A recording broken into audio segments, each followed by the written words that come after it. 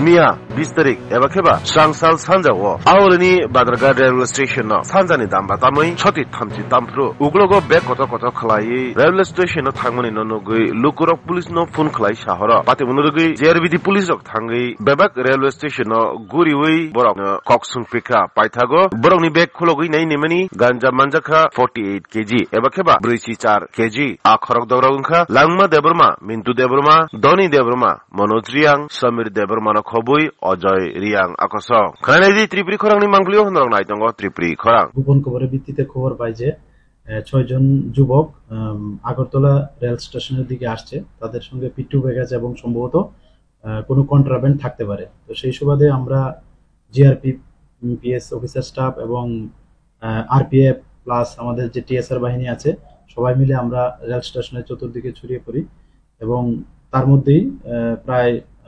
সন্ধ্যা প্রায় 5:30টার দিকে আমরা লক্ষ্য করলাম যে 6 জন যুবক তাদের পিছনে পিট্টু ব্যাগে করে আমাদের আগরতলা রেল স্টেশনে পার্সেলের অফিসের দিকে আসছে তো আমরা যথারীতি মানে সাসপিসিয়াস মনে হচ্ছে এবং আমরা ওই 6 জনকে ডিটেইন করি তারপর তাদের জিজ্ঞাসাবাদ করে জানতে পারি এবং একটা প্রিলিমিনারি চেকআপ করে যে তাদের পিট্টুতে শুকনা গাঁজা ভর্তি আছে তারপর আমরা আমাদের ঊর্ধ্বতন কর্তৃপক্ষের খবর দিই ওনারাও আসেন তো আমরা তাদেরকে প্রথমে ডিটেইন করি এবং চেক করে দেখলাম যে তাদের প্রত্যেকের পিট্টুতেই শুকনা গাঁজা সেলোটেপ দিয়ে বাঁধানো তো এরপর আমরা এগুলি আমাদের যে আগরতলা পার্সেল অফিস আছে ওখানে গিয়ে যখন ওজন করলে দেখা গেল সবগুলি মিলিয়ে ওজন হয়েছে 48 কেজি তো যে 6 জন আমরা ডিটেইন করেছি এর মধ্যে একজন হলেন লাংমা দেববর্মা ওনার বাড়ি মাকামবাড়ি লেফুঙ্গা পিএস এর আন্ডারে আরেকজন আছেন মিন্টু দেববর্মা ওনার বাড়িও মাকামবাড়ি লেফুঙ্গা পিএস এর আন্ডারে এবং আরেকজন আছেন রনি দেববর্মা উনিও মাকামবাড়ি লেফুঙ্গা পিএস এর আন্ডারে এবং একজন আছেন মনোজ রিয়াং ওনার বাড়ি কালাছড়া শান্তিরবাজার পিএস এর আন্ডারে এবং একজন আছেন সমর দেববর্মা ওনার বাড়ি গ্রামের নাম হাবিলদারপাড়া বুকজননগর পিএস এবং লাস্ট ওয়ান যিনি ওনার নাম অজয় রিয়াং ওনার বাড়ি গোকুলনগর বিশালগড় থানার আন্ডারে তো তারপর আমরা আমাদের বিশালগড় আমাদের